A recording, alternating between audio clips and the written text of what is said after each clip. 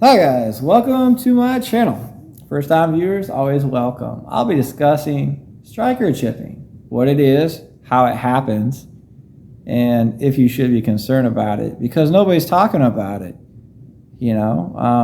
so they will be talking about it now, and you'll see why. It's kind of a big deal. Law enforcement agencies, if you've been keeping up on the media content on the web, at one point we're complaining about the Glock strikers being chipped up, and they wanted that not to happen because they were concerned that their striker tips would break and their guns wouldn't fire. So they told the manufacturer about it. Supposedly manufacturer didn't seem to satisfy them too much, so they dumped it for the SIG P320 or whatever. The FN was a popular one too. Glock's fan base is really hard to shake.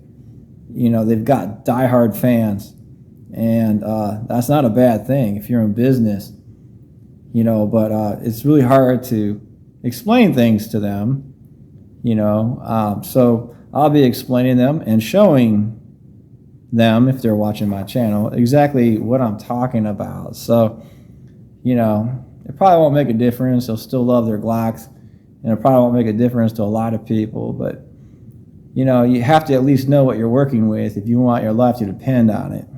Glocks tout perfection, but they're constantly changing their models and improving. Well, so I guess they're not really perfect. They just work towards perfection, if it's even achievable. But ultimately, there's one particular issue that it just seems like they can't shake. And that's the problems with their frame being really flexible. The third gen was probably the most flexible frame they had offered. This is a fourth gen Glock 19. By flexible, this is what I mean. The front frame rails and rear are infused in the plastic polymer, and it's very flexible. As you can see, I'm actually bending the frame. It doesn't hurt the gun. Well, that's a good thing, and it's also a bad thing. So, say for example, you have something on your dust cover. In this case, there's a add-on here that goes into a holster, and so this gun here doesn't click in at the trigger ring. It clicks in right here, and so that's the only thing holding this gun in a holster. I'm not too sure what that holster was, but is irrelevant. But I'm basically articulating that if you put something on your dust cover, it changes the way that the plastic moves during recoil. And if you have a tack light on here that has significant weight, and you shoot this thing, and your slide comes back and baps the surface here, what ends up happening is the ripple effect through the body of the frame, and then things start moving around on you. So when that happens, you get more vibration through the plastic, and it just seems like Glock now is trying to beef up their plastic a little bit to get it more in line with the way they used to be in the second and first gens. But I don't know if they're there yet because I don't have one to speak to that. But so you have flexible plastic, and some people think that's not a big deal. But this little part right here is their safety plunger activator. And when this frame moves, you can see it moves. Watch it move. See? It moved. Well, why is that a big deal? It's plastic, right? Now, when you're holding this guy like this and you're torquing on it, it's moving. You might also see that the ejector moves along with, And that's one of the reasons why you have irregular ejection with Glocks. Sometimes you get brass to the face, and I've got a video that covers that topic, so you can, have an idea how to eliminate that from happening. But as you can see, when you torque on the frame here, it's that part there just, things start to move around. The frame rails move around, and the trigger bar is orienting itself in strange ways. So the trigger is plastic on a lot of Glocks. You can put aftermarket ones that are metal, but you get a lot of wiggle right here. A little wiggle is good because it helps the slide go over the ramp of the safety plunger activator and engage the safety plunger right here, the circle that you see. So this is just an obstruction to your striker. So when the striker comes back, and let's say for whatever reason the striker is released by the trigger and it goes forward, well, this is about as far as it can go because of an obstruction called the safety plunger right here. So when this is pushed, the striker comes out of the window. I'll show you a good view of that. Striker comes out. So you can move freely now because the safety plunger is pushed in. When I release it, it doesn't come out of the window. Window, it's that little slot right there. So the only way that this guy can chip, is if it hits something, something hard. So when this guy goes back, you can tell it goes way back from the window. It leaves the window and it's held back here. So if this plunger is not activated all the way and you let this fly, and then you let this guy fly, it goes whoosh, up there, it's going to crash somewhere in there. And it's going to ping the side of the striker. And you'll notice it'll start to reduce on this side of the striker. It'll start to chip. You'll see a little bit of peening going on there. And, because it can't make it out of the window because it has this obstruction here, this safety plunger. So that's what causes striker chipping is your safety plunger is not activated fully enough for the striker to clear and exit the slide window. It's the only way your striker can chip. See, right now the safety plunger is holding the striker. So you can see it's being held by this safety plunger. So when I push her in, it goes down. And it's behind the safety plunger. So when the safety plunger is pushed, it can go in and out. And that's a safety feature that Glock has, but it could create problems if you have a flexible frame, because when this guy wiggles around on you, when you're gripping this thing with a death grip or what have you, and this stuff's moving around,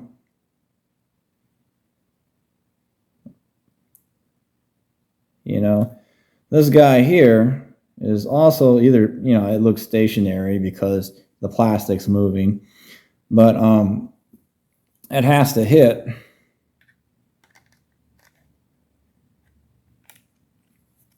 that safety plunger activator.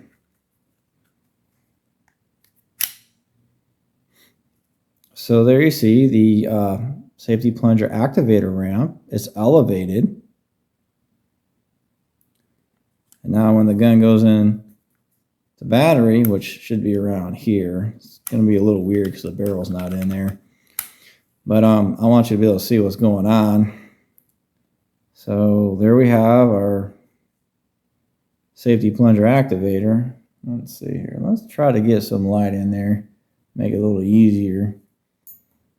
Let's see if I can highlight that with a paper towel or something. So some light comes in that tunnel. There we go. This guy goes forward. Turn it around.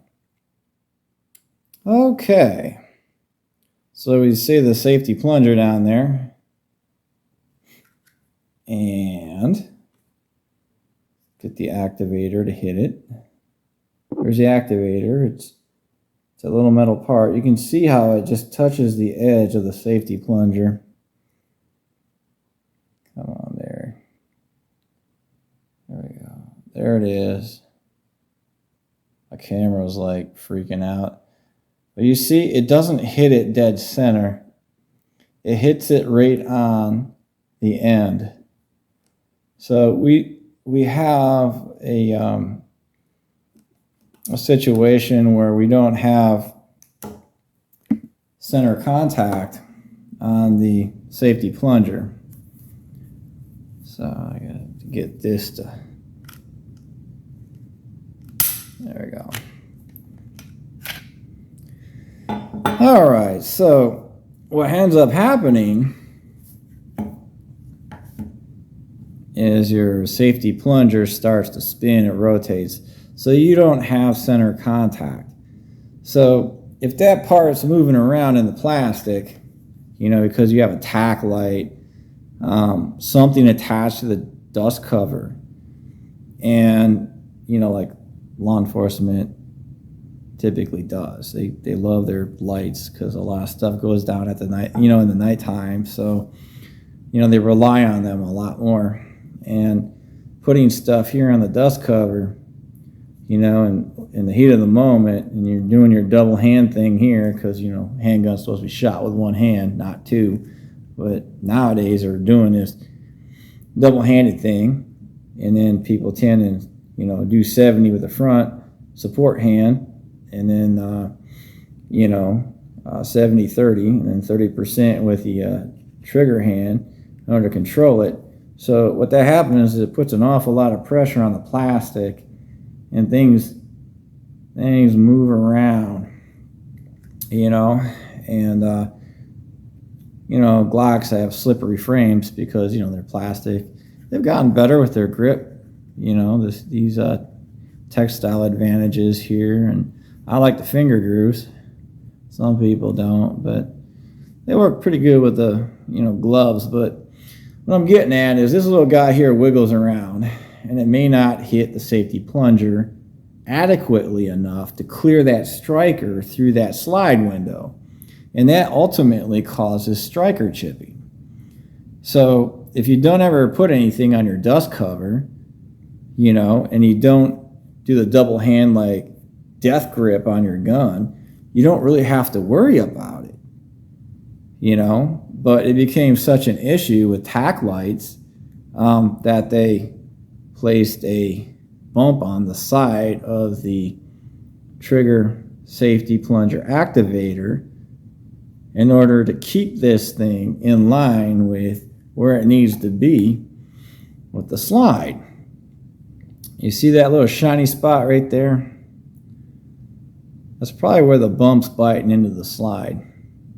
That bump just keeps the safety plunger activator on the trigger bar in line with its operating geometry, where it's supposed to hit that plunger consistently, so you get the striker can exit the window. You know, so if this striker takes off on you with the plunger not up all the way, it causes the striker to hit the window to the frame and causes this side of the striker to chip, and it reduces, and it can get to look really terrible. So if you're in law enforcement and you see that, you're probably like, oh my gosh, I'm not going to carry that thing. One of these days that thing might break. I've never seen a striker tip completely break off, but I've had them chip up on a few Glocks that I've had over the years.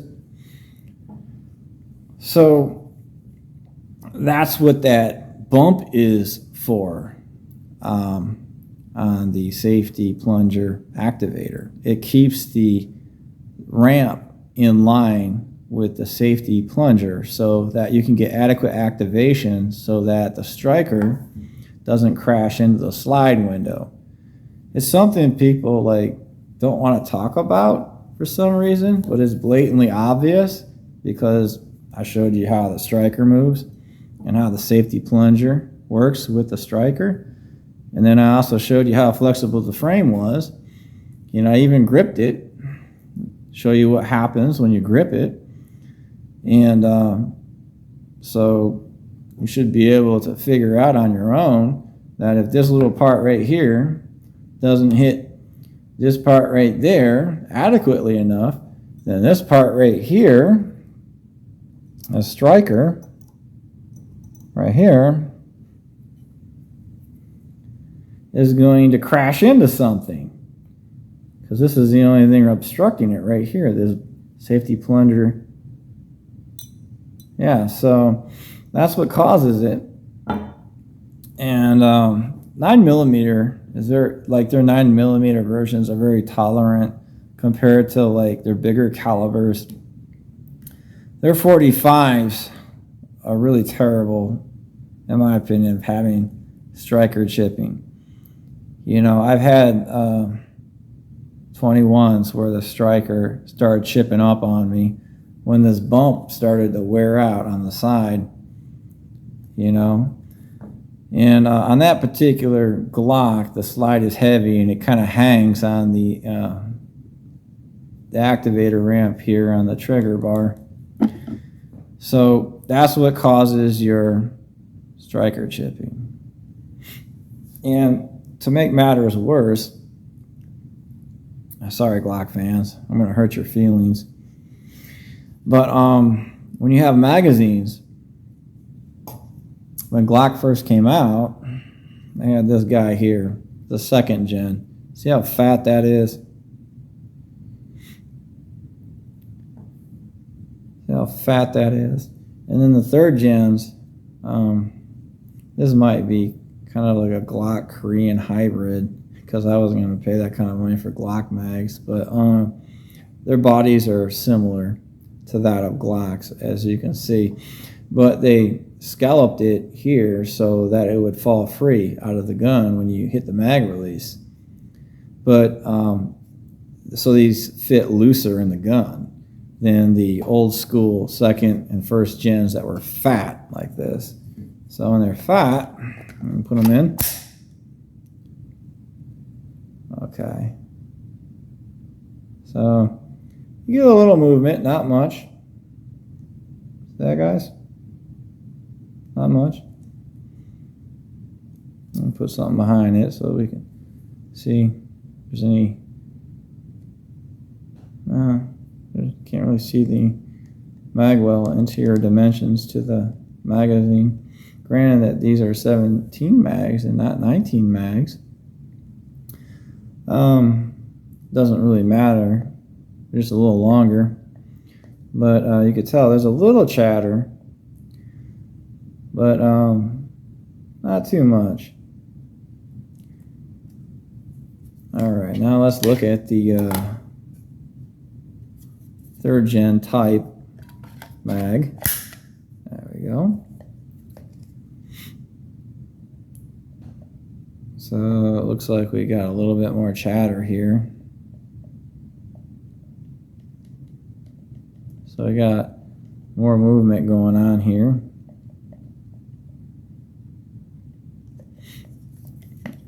I'll give that a second try. See if they're getting. Hey, we're getting movement.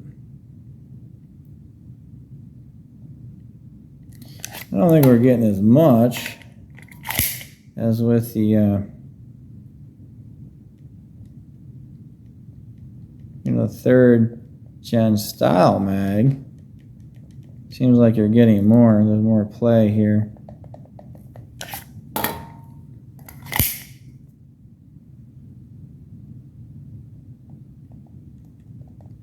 Yeah, a little bit more chatter with the 3rd gen and the newer mags.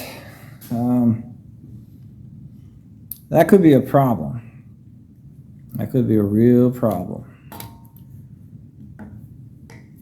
All right, so let's see what's going on with this guy here. This is a Glock mag that I modified. I reduced the corner here, and when you look at the other Glock mags, right about here, you'll see some plastic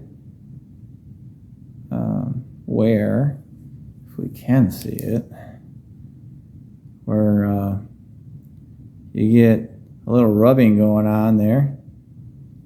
Let's see if I can. This corner right here, it's kind of a spot I want to focus on.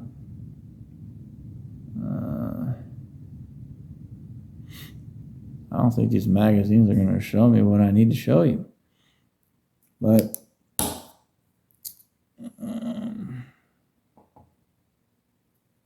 maybe this guy will show you. Yeah, a little bit. I don't know if you can tell, but there's some wear right there. You know, it's not as shiny as the rest of the mag.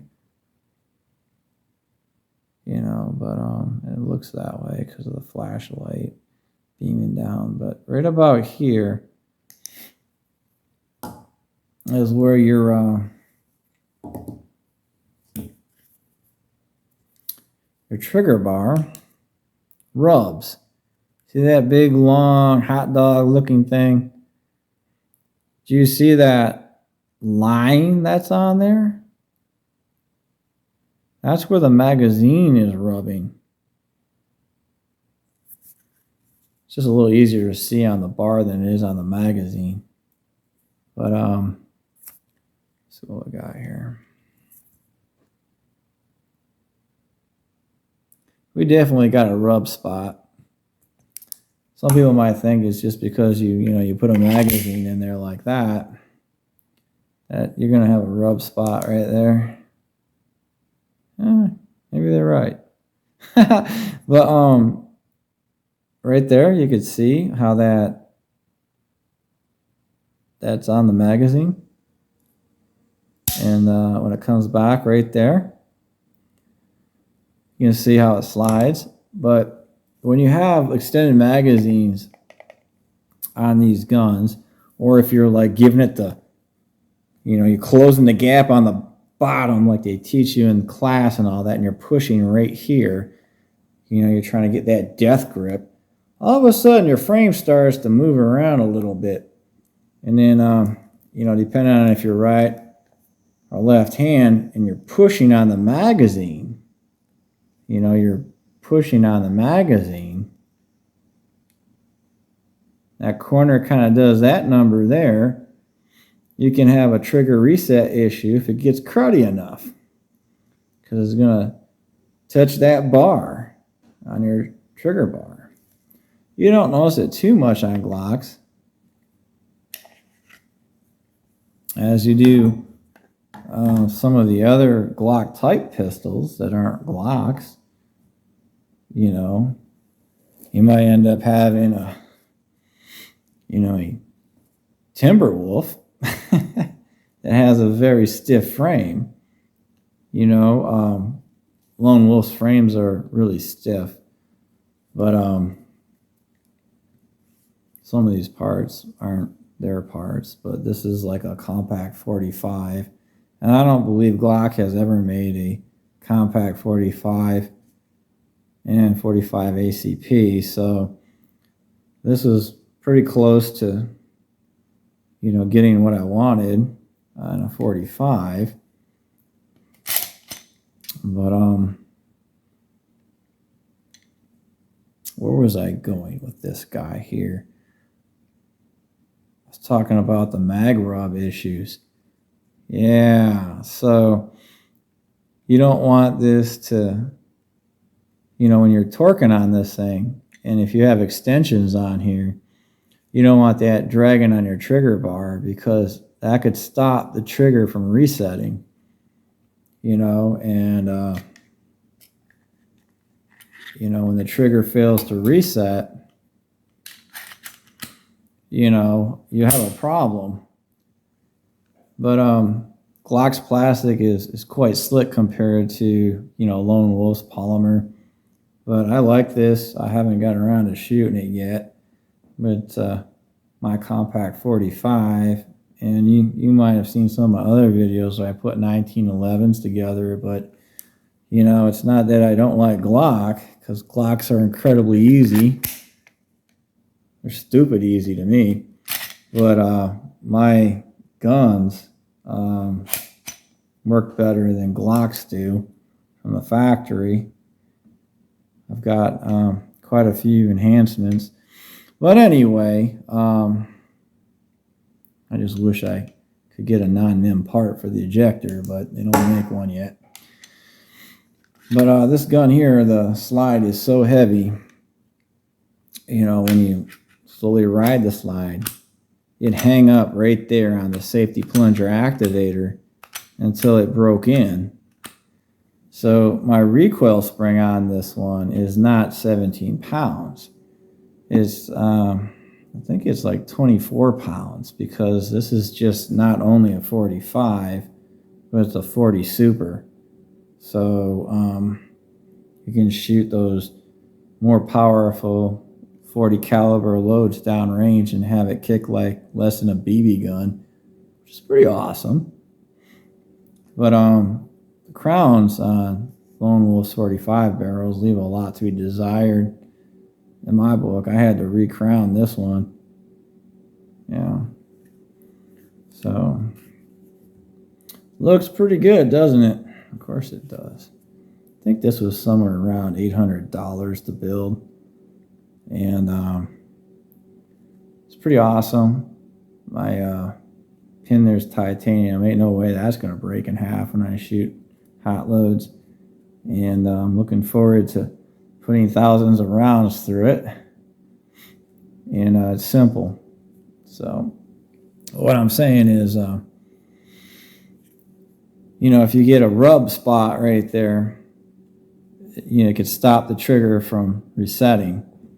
So when you get these Glocks, you might want to reduce some of that where it doesn't contact the magazine towards the back, so you don't have that problem. Some people never encounter that problem. It's one of the things that Glock's plastic seems to be so good, it gets past that. But you notice that more in the polymer 80 type builds and in the Lone Wolf type builds, because the polymer is different. But that's a characteristic of the Glock trigger. So if you can get an aftermarket one where where it's not so pronounced, then that would probably be the best thing. But then you still have to, be worried about the bump on the side, because it tends to slow the slide down. It causes more friction to make sure that your safety plunger activator hits the safety plunger in such a way where your striker can take off through the window and hit your bullet, send it off downrange. So in addition to striker chipping, because of the frame being flexible, you have a problem with over gripping your frame, where your magazines, that's a second gen, your magazines can hit that bar right there and cause, when you're like this and you're pushing here because you want to close that gap, you could see the magazines cocked against the trigger bar, and it can cause a reset problem, and it can also send this guy off that way. And then what ends up happening is you get more pressure on this area here, and you might end up with a misfeed. You know? Okay. So you might end up with a misfeed because if you increase the pressure on the trigger bar, it's going to force that thing into the slide, and it's going to start braking on the slide. It's going to kind of hard to demonstrate that, but it'll start braking on the slide, and then you end up with a failure to feed, which Glocks are known to do.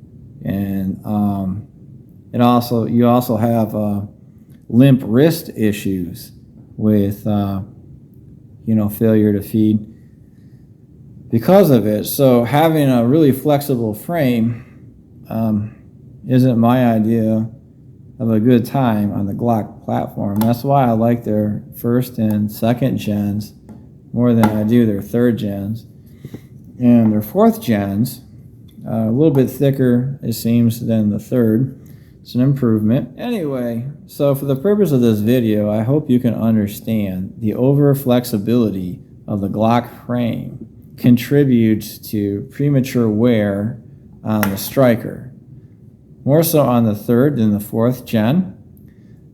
But having the activation on this plunger more towards the side causes the plunger to rotate, so it'll spin. When you get these things incredibly dirty, you'll notice that there'll be like an asterisk type wear pattern, on the top of the plunger, which is perfectly fine. I don't know if they intended it that way, but it's pretty cool. There's no issues with that whatsoever. Except that, when you try to get, this guy here up against this guy here, and you're pushing on your magazine,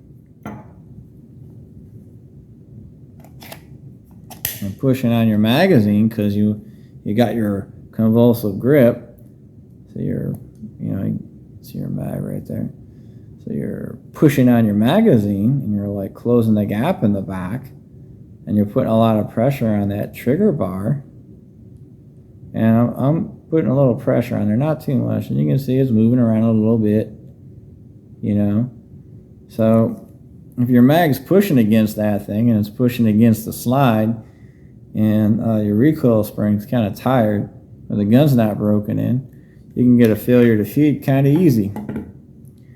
I would think, because, I think seeing is believing. But so there you have it with your striker chipping. If if it's a thing with your Glock, usually it happens with the 45s, and I think some of the Smith & Wesson 40 calibers. So on this guy here,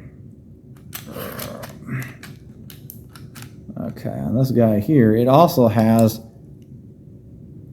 that type of bump on the safety plunger activator.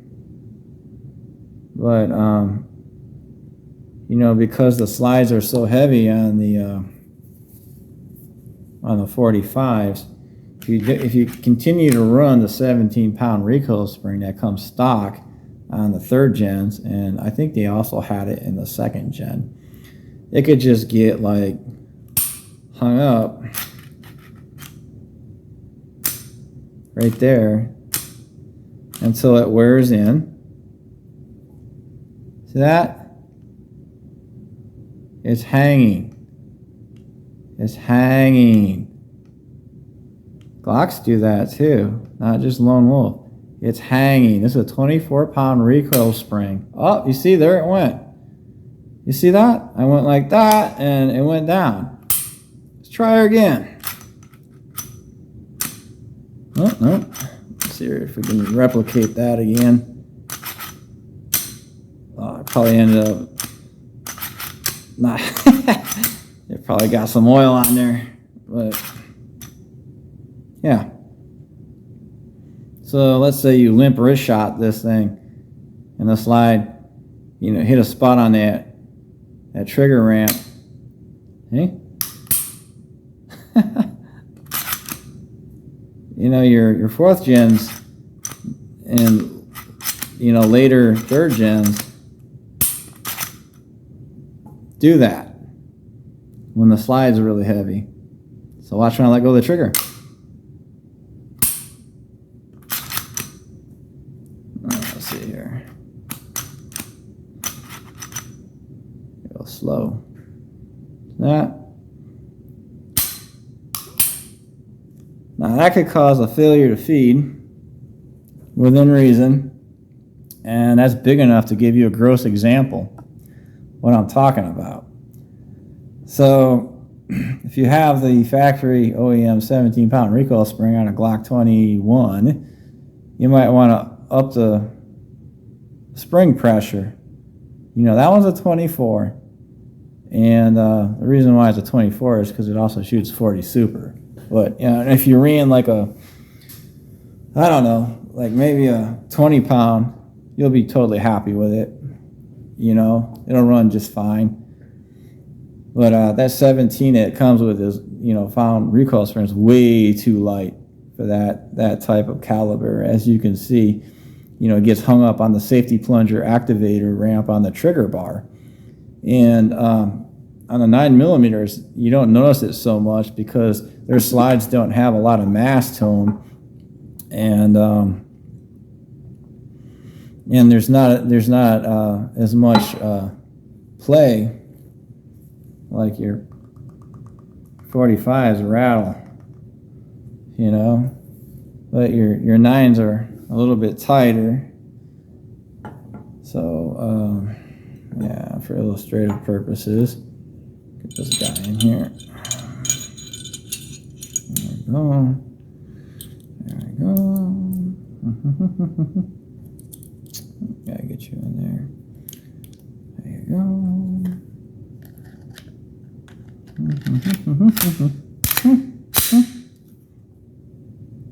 See?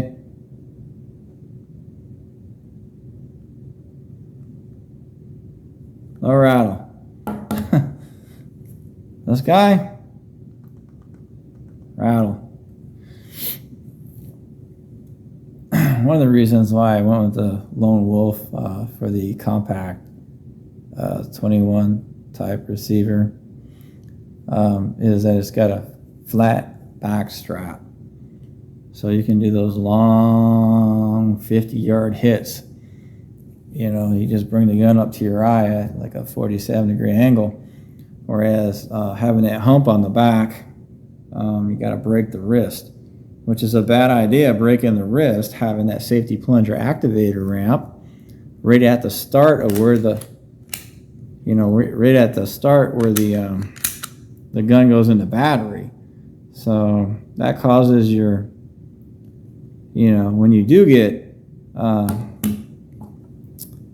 misfeeds or failure to feed, that's probably why it happened. And you've seen it, so it's not like I'm making the stuff up.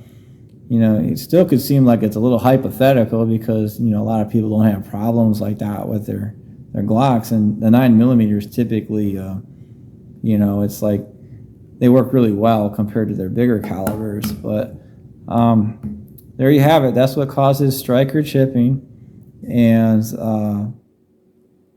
failure to feeds. And it's all relative to how flexible the frame is and how that safety plunger activator on your trigger bar interacts with the safety plunger on the slide so that your striker can clear a slide window. Otherwise, it'll crash into it, and then that's where it comes from. All right, so if you like my video and subscribe, you won't miss more content. All right, cheers.